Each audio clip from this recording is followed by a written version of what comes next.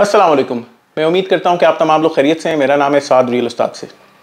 DHA valley false narrative. इस video को शुरू करने से पहले आप हमारे चैनल को सब्सक्राइब कर लें। वीडियो पसंद आए तो इसे लाइक करिएगा और भी लोगों के साथ शेयर करिएगा।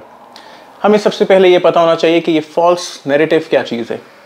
This is an incorrect propaganda being spread either for some planned agenda और the party spreading it believes it to be correct। यानी उसको पता ही नहीं है लेकिन उसको लगता है कि ये ठीक है और मार्केट में फैला रही है।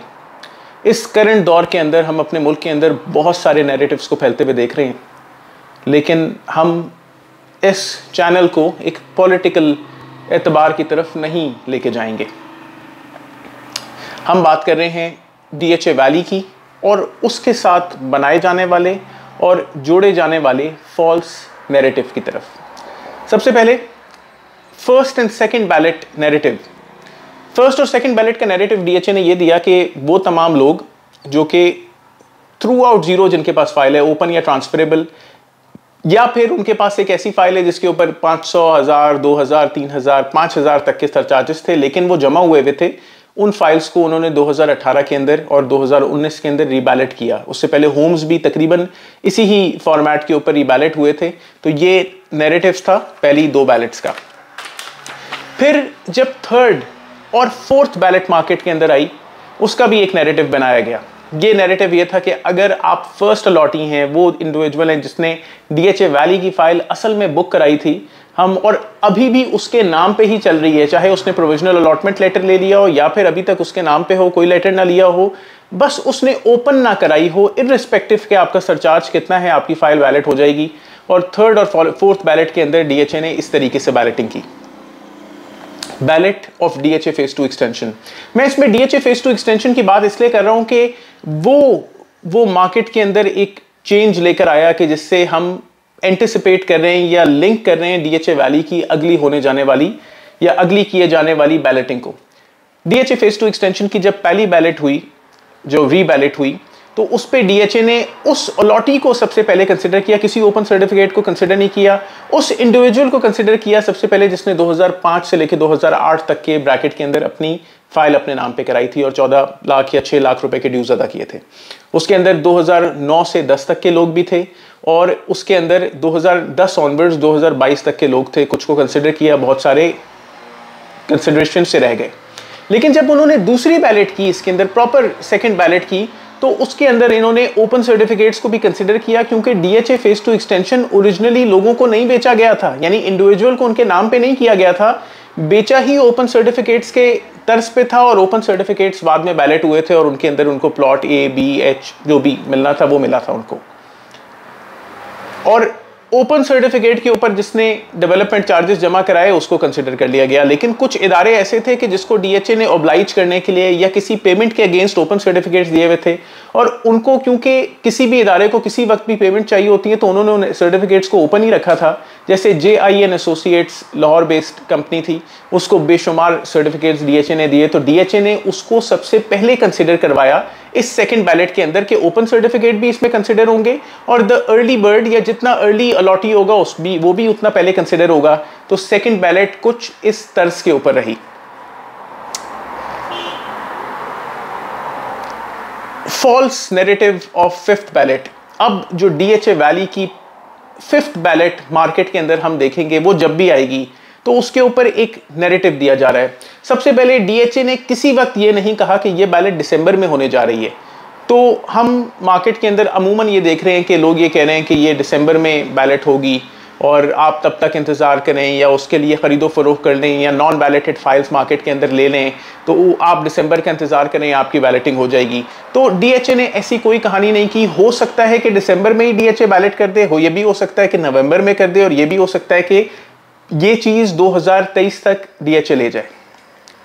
उसके अलावा पोजेशन की कहानियां मार्केट के अंदर चल रही हैं। DHA ने एग्जैक्टली कोई किसी को ऐसा पोजेशन लेटर ऐसा नहीं भेजा, लेकिन बहुत सारे लोग ये कह रहे हैं कि तकरीबन 900 रेजिडेंशियल प्लॉट्स ऐसे हैं कि DHA बाय दिसंबर उनको पोजेशन भी दे देगा, क्योंकि इन लोगों ने देख लिया कि डीएचए के अंदर ट्रांसफार्मर्स लग गए हैं, डीएचए के अंदर ट्रांसफार्मर्स, बड़े ट्रांसफार्मर्स जो होते हैं वो पोल्स पे नहीं लगते, आपके घरों के पास एक कंटेनर के अंदर लगते हैं। तो कंटेनर पे ट्रांसफार्मर लगने का मतलब है कि भैया पोजेशन आ रहा है, लेकिन पानी भी तो ज़रूरी है, गैस भी ज़रूरी है, वो कनेक्टिविटी भी ज़रूरी है कि जिससे आप अपना घर बना सकें, सिक्योरिटी भी ज़रूरी है, वो बाउंड्री वॉल्स भी ज़रूरी है कि कहीं ये ना हो कि आप घर बनाते रहें तो और बच्चा कहीं या कोई भी आप अंधेरे में आती हुई गाड़ी कहीं नीचे कहीं गिर जाए, क्योंकि उसके अंदर कुछ ऐसे पैचेज हैं जो जहाँ पे वाटर बॉडीज़ हैं जो कि सिक्योर अनफॉर्चुनेटली नहीं है। तो बहुत सारी चीज़ें एक हाउसिंग सोसाइटी को चाहिए होती हैं, तो ये भी एक नैरेटिव मार्केट में बनाया जा रहा है।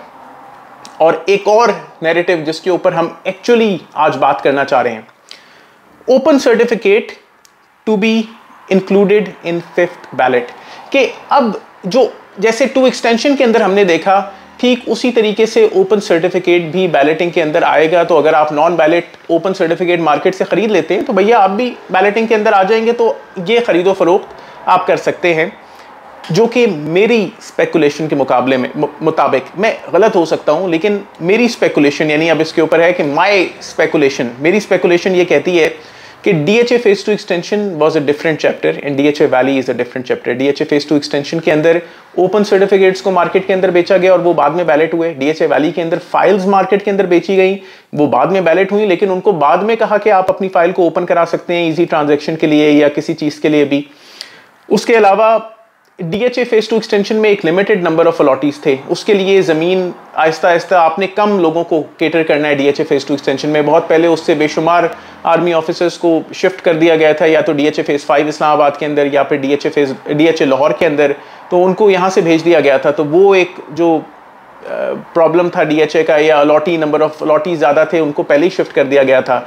जो अब करंटली मौजूद थे उसके अंदर वो हायरार्की उन्होंने ट्रांसफरेबल फाइल्स की कवर कर दी थी, जो कि 2005 से 8, फिर 9 से 10 और फिर 10 से ऑनवर्ड्स 2022 तक वो उन्होंने ऑलरेडी कवर कर दिया था। तो इस बार अगर एक्स्ट्रा प्लॉट्स उनके पास थे उन्होंने ओपन सर्टिफिकेट्स को भी कंसिडर किया। और ओपन सर्टिफिकेट्स क्योंकि इसके अंदर पहले आए थे, कुछ इदारों से वादे थे इनके, कुछ इन्होंने पेमेंट्स की थी अगेंस्ट लैंड, कुछ इन्होंने पेमेंट्स की थी अगेंस्ट जो थोड़ी बहुत हमें डेवलपमेंट नज़र आती है। तो ओपन सर्टिफिकेट्स इस तरीके से भी मार्केट के अंदर दिए गए थे और DHA Phase 2 एक्सटेंशन में वो बैलेट हुए। लेकिन ज़रूरी नहीं है कि ये DHA वैली में भी बैलेट हो, क्योंकि DHA वैली के अंदर हैं अप्रॉक्सीमेटली 72,000 अलॉटीज़ या इफेक्टिव्स थे उसके, कुछ उसमें बहरिया कराची के अंदर शिफ्ट कर दिए गए, कुछ वैसे ही बेचारे कैंसिल हो गए होंगे, कुछ लोगों को फर्स्ट बैलेट के अंदर उन्होंने अकोमोडेट कर दिया था, सेकंड बैलेट वालों को रीशफल कर रहे थे, थर्ड और फोर्थ बैलेट के अंदर भी बहुत सारे आ गए थे। और थर्ड और फोर्थ बैलेट के अंदर ये डिसाइड हुआ था कि भाई फर्स्ट अलॉटी को सबसे पहले कंसिडर करें।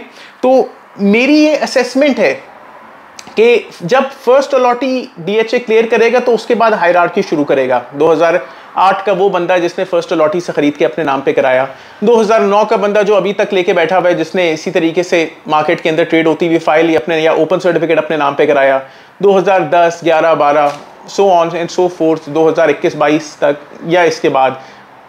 और अगर कोई नॉन बैलेटेड ओपन सर्टिफिकेट है और अगर आप या मैं उसको अब अपने नाम पे कराते हैं तो आप 2022 या आने वाले टाइम में 2023 के अलॉटी होंगे और उस हायरार्की के अंदर सबसे लास्ट पे होंगे। और हाँ, अगर DHA के पास प्लॉट हुआ तो आपका ओपन सर्टिफिकेट भी बैलेटिंग के अंदर कंसिडर होगा। कमर्शियल के अंदर तो ओपन सर्टिफिकेट कंसिडर हो सकता है क्योंकि कमर्शियल DHA के पास बेशुमार हैं और कमर्शियल का अलॉटी DHA के पास कम है, तो कमर्शियल वाला तो रिलेटिवली सेफ है।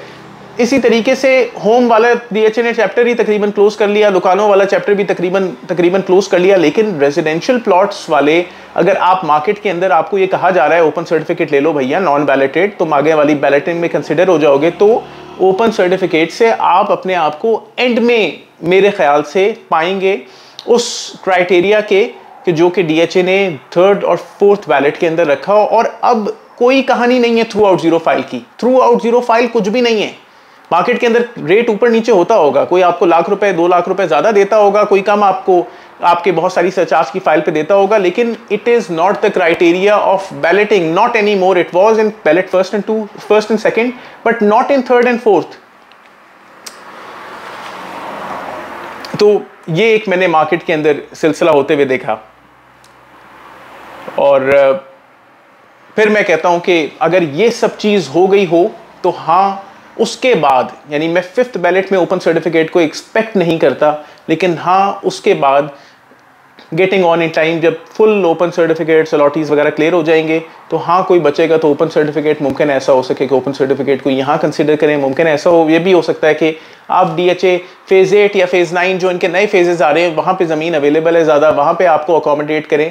तो किसी भी गलत नैरेटिव को या किसी ऐसे नैरेटिव को कि जिसका कोई सर पैर ना हो उसको फॉलो ना करें। नैरेटिव्स बेशुमार आ सकते हैं मार्केट में, बताने वाले बेशुमार हो सकते हैं मार्केट के अंदर, लेकिन अपने अक्ल और शऊर को इस्तेमाल करते हुए आप ये समझें कि क्या चीज़ बैलेट होगी। इट इज़ सजेस्टेड कि आप एक बैलेटेड फाइल खरीदें if you are purchasing. This is the time to purchase and not the time to sell for ballot members. तो आप ख़रीदना चाहते हैं तो बैलेटेड फाइल्स को ख़रीदें और अपनी इन्वेस्टमेंट को सेफ गार्ड करें। इस नैरेटिव के पीछे मत चलें कि बैलेटेड फाइल ऊपर जाएगी तो नॉन बैलेटेड भी ऊपर जाएगी। आज 5 लाख 10 लाख रुपए का फ़र्क, कल का 50 लाख 60 लाख रुपए का फ़र्क हो सकता है। अपनी इन्वेस्टमेंट को सेव करें। मैं उम्मीद करता हूं कि आपको इस वीडियो से फ़ायदा हुआ होगा।